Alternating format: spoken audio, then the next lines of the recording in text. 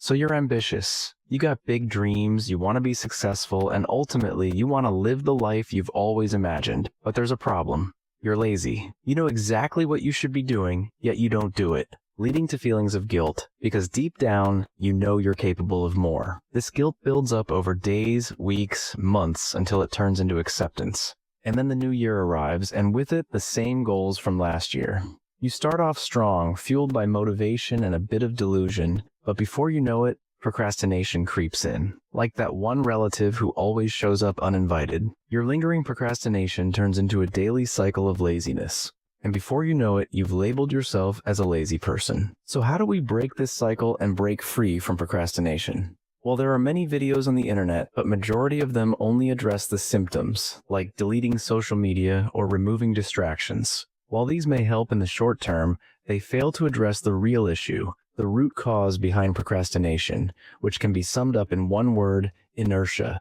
In physics, inertia is the tendency for objects at rest to stay at rest, and objects in motion to stay in motion, unless acted upon by an external force. This also happens to be Newton's first law of motion, and it applies just as much to tasks as it does to objects. Getting started on any task, no matter how small, requires an initial push and some amount of energy to overcome the resting state of inertia. And this precisely is the issue.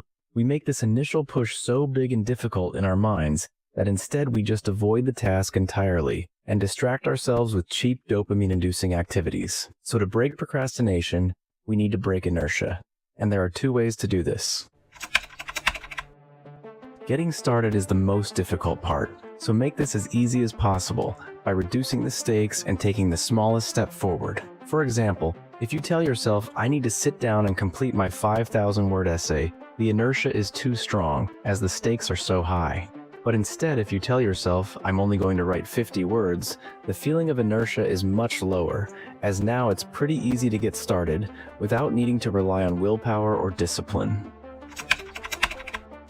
Another popular technique is the 2-minute rule. If you don't feel like doing the work, just tell yourself you'll do it for 2 minutes, and then stop should you want to. For example, you don't feel like cleaning your room. Put on a song, clean your room, and stop when the music stops. The best part is, usually you'll continue longer than 2 minutes, or you'll end up writing more than 50 words. And this is because objects in motion stay in motion. Meaning once we get started, we start gaining momentum, and this momentum keeps us going for longer. Initially, it's like pushing a ball uphill, but once we pass the point of inertia, it's downhill from there. And that's why it's important that the initial push is small and easy. In other words, reduce the stakes and start with just 2 minutes. You can apply these two methods to any area of your life to overcome procrastination, whether that's getting to the gym, working on your side hustle, maintaining your relationships, or pretty much anything you can think of. As Martin Luther King once said, you don't have to see the whole staircase, just take the first step.